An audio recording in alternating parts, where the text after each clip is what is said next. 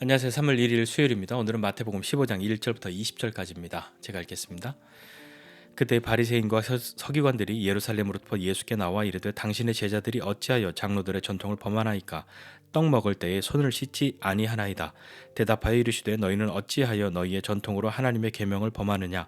하나님이 이르셨으되 내 부모를 공경하라 하시고 또 아버지나 어머니를 비방하는 자는 반드시 죽임을 당하리라 하셨거늘 너희는 이르되 누구든지 아버지에게나 어머니에게 말하기를 내가 드려 유익하게 할 것이 하나님께 드림이 되었다고 하기만 하면 그 부모를 공경할 것이 없다 하여 너희의 전통으로 하나님의 말씀을 폐하는도다. 외식하는 자들아 이사야가 너희에 관하여 잘 예언하였도다. 일러스되 이 백성이 입술로는 나를 공경하되 마음은 내게서 멀도다. 사람의 계명으로 교훈을 삼아 가르치니 나를 헛되이 경배하는도다 하였느니라 하시고 무리를 불러 이르시되 듣고 깨달으라. 입으로 들어가는 것이 사람을 더럽게 하는 것이 아니라 입에서 나오는 그것이 사람을 더럽게 하는 것이니라. 이에 제자들이 나와 이르되 바리새인들이 이 말씀을 듣고 걸림이 된 줄 아시나이까? 예수께서 대답하여 이르시되 심은 것마다 내 하늘 아버지께서 심으시지 않은 것은 뽑힐 것이니 그냥 두라. 그들은 맹인이 되어 맹인을 인도하는 자로다. 만일 맹인이 맹인을 인도하면 둘이 다 구덩이에 빠지리라 하시니 베드로가 대답하여 이르되 이 비유를 우리에게 설명하여 주옵소서. 예수께서 이르시되 너희도 아직까지 깨달음이 없느냐? 입으로 들어가는 모든 것은 배로 들어가서 뒤로 내버려지는 줄 알지 못하느냐? 입에서 나오는 것들은 마음에서 나오나니 이것이야말로 사람을 더럽게 하느니라. 마음에서 나오는 것은 악한 생각과 살인과 간음과 음란과 도둑질과 거짓 증언과 비방이니 이런 것들이 사람을 더럽게 하는 것이요 씻지 않은 손으로 먹는 것은 사람을 더럽게 하지 못하느니라. 아멘. 예루살렘으로부터 바리새인들과 서기관들이 예수님을 찾아왔습니다.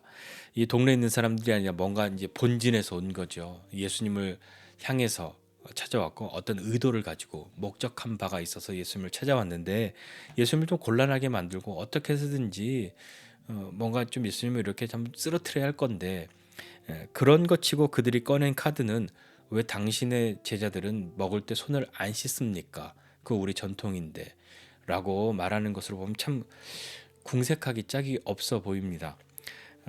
그도 그럴 것이 뭐 하나님의 계명에 율법에 손 씻지 않고 뭐 떡을 먹으면 죽임을 당하리라. 그러지 않았잖아요.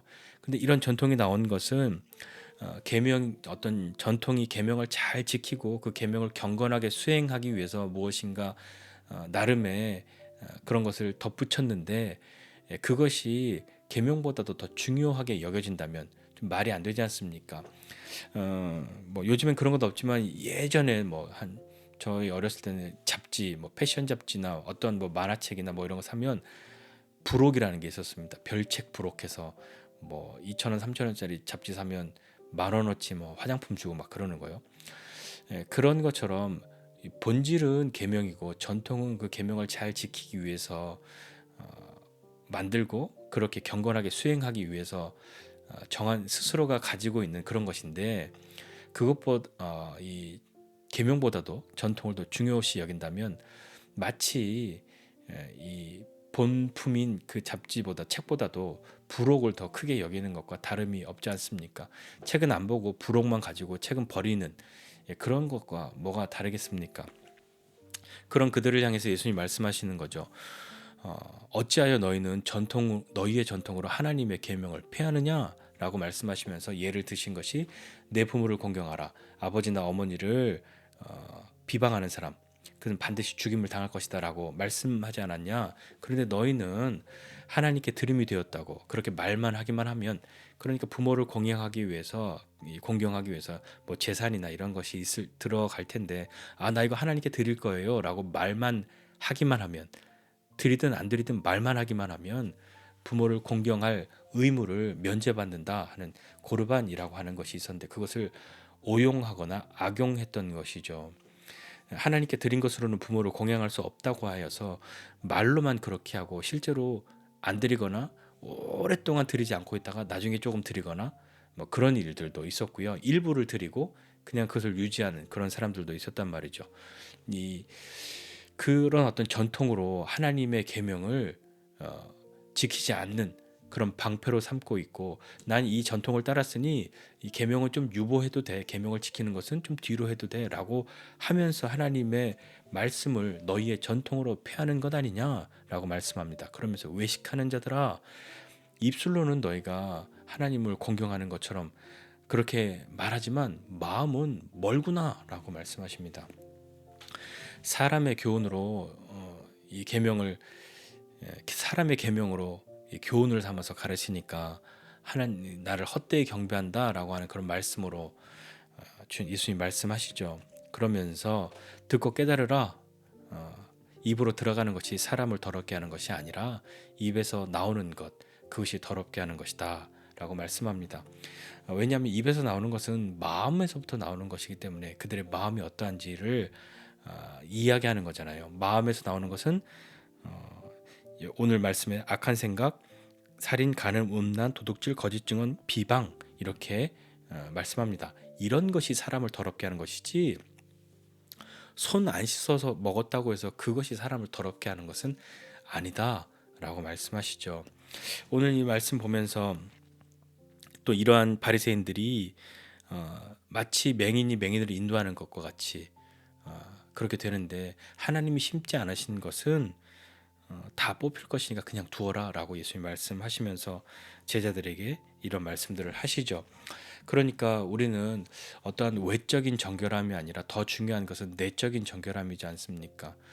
겉은 화려하지만 속은 뭐 그렇지 않다면, 겉은 그럴듯해 보이지만 속은 썩어져 있다면 그것은 오히려 더 안타까운 일을 경험하게 되는 것 아니겠습니까? 외적인 정결함뿐만 아니라 내적인 정결함이 드러나는 사람이 되어야 할 것인데, 겉으로는 믿는 사람 같아 보이지만 내면은 믿지 않는 사람과 다름이 없다고 한다면, 믿지 않는 사람들의 가치관이나 세계관과 다르지 않다면 우리의 믿음이라는 것은 도대체 어디에 있고 우리의 믿음이라는 것은 도대체 무엇이란 말입니까? 오늘날 교회가 또 믿는 사람들이 뭐 세상을 향해서 실망을 안겨준다 라고 하는 이야기들을 많이 듣습니다. 왜 그럴까요? 그런 실망과 고통, 안타까움을 안겨주는 이유는 무엇일까요? 무엇 때문에 그렇게 생각할까요? 겉과 속이 다름에서 오는 것은 아닐까요? 말과 행동이 다르기 때문에 그런 것은 아닐까요? 믿는 사람이라면 이렇게 해야 할 것인데 라고 다른 사람들도 다 알고 있는데 정작 믿는 사람들이 그렇게 잘 살고 있지 않기 때문에 안타까움과 고통을 주는 것은 아닐까요? 우리는 손만 씻을 것이 아니라 마음을 씻어야 하는 것이죠. 회개한다는 그런 모습으로 옷만 찢을 것이 아니라 마음을 찢어야 하는 것입니다. 우리의 마음을 주님께 내어드리고 주님께서 다스리시도록, 그리고 그 다스림에 순종하고 순복하는 사람이 될 수 있도록 우리 자신을 내어드려야 하지 않겠습니까? 우리의 마음을 다스려 주셔야, 우리의 마음이 주님의 다스림 가운데 있어야 우리의 마음으로부터 나오는 것이 우리를 더럽히지 않는 것이 나올 것인데, 말은 그럴듯하게 하지만, 말은 입술로는 하나님을 공경하는 것처럼 그렇게 말하지만 마음은 멀리 있는 사람이라고 한다면 주님이 아시는 것 아니겠습니까? 어긋나고 어그러진 우리의 몸과 마음, 그리고 우리 영혼이 다시 한번 주님 앞으로 나아가는 시간이 되어야 하지 않을까요? 우리는 이 말씀 보면서 또 한켠에 또 안타깝고 그런 아픈 생각을 또 하나 하게 됩니다. 무엇이냐면, 그래 겉으로라도 믿는 사람처럼 보이기만 한다면 그런 거라도 좀 할 수 있었으면 하는 그런 안타까움도 있지 않습니까? 뭐 겉으로 도저히 구별되지 않는 믿는 사람, 그것이 어떤 면에서는 잘 믿는 사람처럼 그렇게 인식되어지는 때도 있는 것 같습니다. 세상 속에서 삶을 살아가면서 예수 믿는 사람이라는 거 티내지 않고 그렇게 있는데, 그것이 좋아 보이기도 하지만 안타까워 보이기도 할 때도 많이 있습니다. 그러나 중요한 것은 겉모습만이 아닌 것이죠. 정작 중요한 것은 내면입니다. 그래서 우리는 우리의 속사람을 주님께 내어 드려야 하고, 속사람이 변화되는 것, 그것을 기대하는 것 아닙니까? 예수 믿고 변화되었다고 하는 것은 단지 행동만이 아니라 그 행동이 변화되도록 만든 내면의 신비, 내면의 놀라움을 경험하기 때문에 바뀌는 것 아니겠습니까? 단지 이 겉모습 몇 가지를 바꾸는 것은 잠시 내면의 변화 없이도 그렇게 할 수 있으나 지속하고 유지하기는 어렵겠죠. 다시 돌아가기가 쉽겠죠. 그래서 우리는 우리의 마음과 생각 그리고 우리의 모든 것을 주님 앞에 엎드리고 다스리심에 순종하고 순복하고 그 다스리심에 적합한 사람이 되기를 원하는 삶을 사는 것이지 않습니까? 오늘 다시 한번 이 말씀 보면서 나는 겉과 속이 같은 사람인가? 겉으로도 하나님을 기뻐하고 섬기는 사람, 주님의 제자이면 내 내면도 정말 그러한가? 다시 한번 살피고 내 내면은 정말 주님 사랑하고 주님의 제자인데 겉으로는 그렇게 살지 못하는가? 라는 것도 한번 생각해 보시고 우리 스스로가 어떠한지 살피면서 오늘 주님의 은혜를 구하고 우리의 마음과 생각과 그리고 우리의 삶의 모든 모양까지도 주님이 기뻐하시는 삶을 살아갈 수 있는 우리가 되도록 주님의 도우심을 구하고 그 은혜를 힘입는 저와 여러분 모두가 되시기를 주님의 이름으로 부탁드립니다. 기도하겠습니다.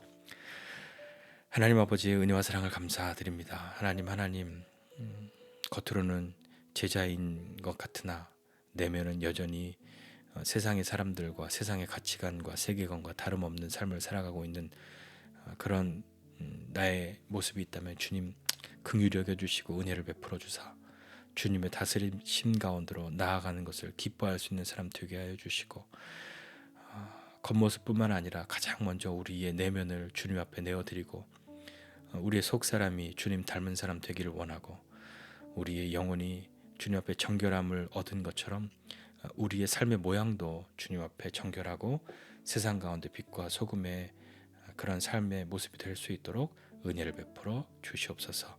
감사드리고 예수님의 이름으로 기도드립니다. 아멘.